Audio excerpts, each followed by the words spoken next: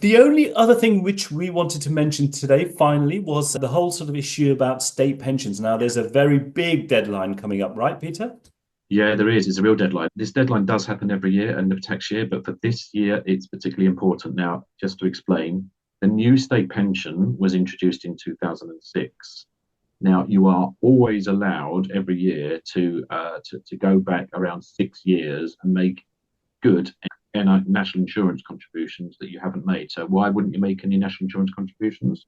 Well, maybe you were not working for those years, or you were working abroad, or maybe you were on leave, or there could be a number of reasons. But what the government allows you to do, and you can find all of this information on gov.co.uk, but we'll include specific I'll refer to help you in a detailed way.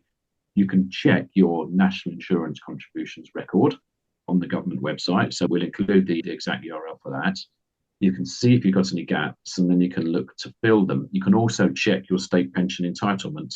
Now, your state pension entitlement as of today, if you were to retire today, your full state pension entitlement would be around £220 a week, £221 exactly, or around £11,500 a year. Now, that's not going to be enough in most cases, I'd suggest, to live on, but it's a really helpful contribution to your overall retirement. £11,500 per individual. So for a couple, it's £23,000, and now it's becoming a little more of a meaningful number. And I think it's always helpful to contextualize this number. So if you try to think of the state pension as something equivalent to a defined benefit pension, which many of us may have heard before, which is guaranteed, inflation proofed. So if you were to buy an annuity that enabled you to get a guaranteed £11,500 pension that had the triple lock, so increases with CPI or RPI, or whatever the rate of inflation is at the time, it's going to cost you in today's money around £300,000, around 300,000. That's the minimum, really.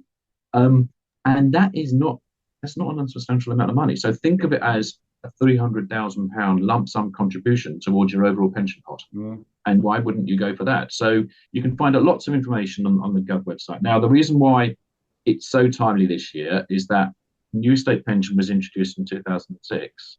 And until the 5th of April this year, you can make good any years that you have gaps in. Right.